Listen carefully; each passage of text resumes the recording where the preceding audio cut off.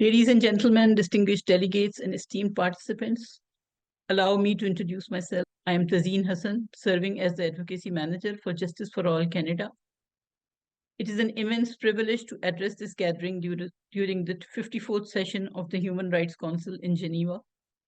I extend my heartfelt gratitude to the organizers, namely the Universal Rights, Human Rights Council, Kashmir Institute of International Relations, and the World Muslim Congress for extending this invaluable opportunity to me.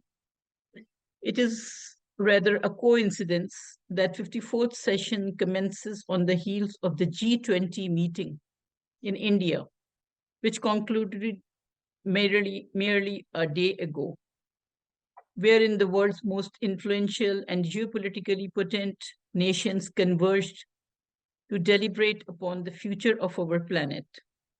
Delhi G20 declaration emphasizes the importance of all states acting in accordance with the purpose and principles of the UN Charter in its entirety.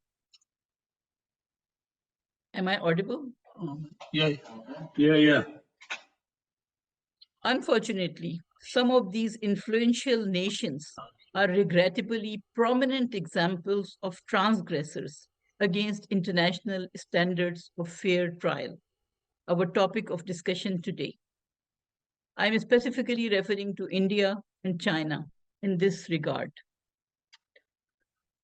Regrettably, time constraints prevent me from delving deeply into the extensive transgressions of these nations.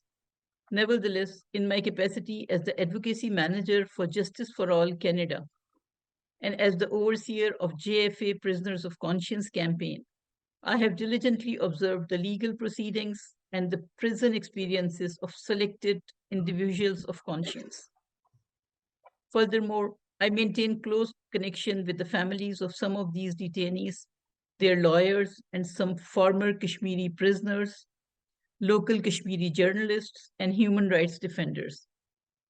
Today, I aim to highlight the blatant violations of the right to a fair trial endured by Kashmiri detainees and sufferings of their families through the ordeal of a single Kashmiri prisoner, Shabir Shah, who has already endured 37 years in prison without trial. I also wish to remind the UN Working Group on Arbitrary Detention of their responsibilities towards these often overlooked detainees whose arbitrary incarcerations are as glaring as the noonday sun. Ladies and gentlemen, it might astonish many of you to learn that Shabir Shah, a distinguished Kashmiri leader and the very first prisoner of conscience supported by Justice for All, has endured a staggering 37 years in custody. These years were marked by non consecutive detentions, all devoid of any convictions. The sheer scale of this imprisonment is nothing short of significant. Shabir Shah was first apprehended at the tender age of 14, and today, at the age of 70, he continues to languish behind bars. The last time Shah was arrested was in August 2017. His trial began after 5 years in detention. I want to remind this esteemed session that prolonged detention without trial is a violation of fair trial standards, and the detention is considered arbitrary in customary international law. Time and again, Shah has been subjected to detention without the formal charges being brought against him. Ironically, this practice is sanctioned by Indian laws like PSA, Public Safety Act, and UAPA, Unlawful Activities Prevention Act. Under the PSA, individuals can be whisked away into custody based on vague and nebulous allegations of acting harmfully against the state security of the state or the maintenance of the public order. These laws grant Indian authorities the power to detain individuals without the possibility of bail, systematically denying their right of a fair trial. Amnesty International and other human rights organizations have labeled these laws as unlawful. In essence, this amounts to a grotesque mockery of the foundational principles of the rule of law. Imagine, if you will, The anguish and despair that befalls someone who finds themselves imprisoned for the crime of merely standing accused without the benefit of due process or a fair trial. This is a grave injustice that cries out for the attention and actions from the UN Human Rights Council. Indian law enforcement agencies in Kashmir justify their actions by stating, we have to keep them out of circulation. It is crucial to recognize that keeping entire political and civil leadership out of circulation is a colonial necessity of the Indian colonial regime.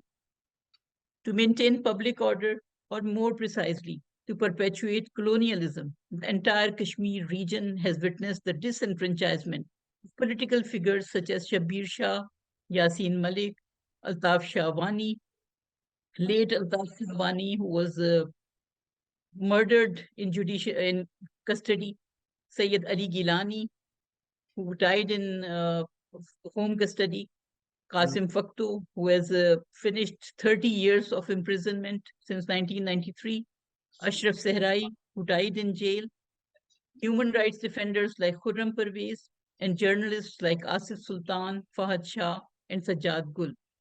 The Indian regime has not even spared women in their quest to maintain colonial rule, as demonstrated by the unjust 6-year detention of women leaders like Asiya Andrabi, a blatant violation of their right to a fair trial.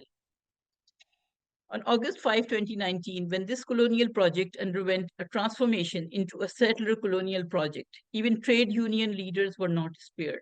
4 years have elapsed, and the majority of them still find themselves languishing in jails located outside of Kashmir, hundreds and thousands of kilometers away from their homes. Due to the nature of their detention being preventive, they are unable to secure bail. The Indian government continues to systematically deny the right to a fair trial to individuals who are not criminals. And these arbitrary detentions conducted in inhumane conditions under unlawful laws are not confined solely to civil and political leadership. Hundreds of Kashmiri young men were detained prior to the G20 summit in Srinagar last year, ostensibly to preempt any peaceful protests. Sorry, not last year, this year, ostensibly to preempt any peaceful protests. Journalists have been subjected to harassment through these arbitrary detentions to such an extent that they are compelled to erase their online presence. Protections from arbitrary detention is a fundamental principle enshrined in international human rights law. The crucial safeguard serves as a cornerstone of the Universal Declaration of Human Rights and the International Covenant on Civil and Political Rights. It underscores the importance of preventing individuals from being detained arbitrarily without legal justification or due process. The validation of the arbitrary nature of detentions under these laws, coupled with the violations of the right to a fair trial, are underscored by revelations from A.S. Dulat, the former head of one of India's premier intelligence agencies. In his memoir, Kashmir during the Vajpayee years, he candidly acknowledges that Kashmiri leaders, upon reaching the maximum period of detention permitted under the PSA, were immediately rearrested at the prison gate upon their release. Such practices constitute a grave infringement on the principles of justice and the blatant disregard for the right to fair trial. When we talk about international law at these forums like Human Rights Council, we use terms like fair trial, arbitrary detention. We often ignore the humanitarian aspect. While we talk about technicalities of the law, we often overlook the sufferings of the mothers, wives, and children of the victims of arbitrary detention, though international law explicitly deals with them. The denial of the right to a fair trial extends far beyond Shabir Shah. It is the cruel fate of every Kashmiri who falls victim to arbitrary detention by the Indian authorities in their pursuit of maintaining a settler colonial project that seeks to mute and disenfranchise Kashmir.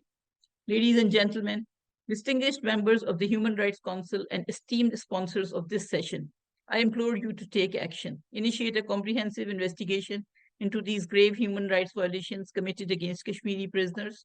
Let us also collaborate with other UN bodies to take concrete action in line with the International Covenant on Civil and Political Rights and Universal Declaration of Human Rights. As we stand here today, let us reflect upon the enduring principles of justice, fairness, and human rights, which must always remain inviolable. It is our collective responsibility to illuminate the injustices faced not only by Kashmiri people, but by all individuals worldwide who are unjustly detained, regardless of their nationality or affiliation.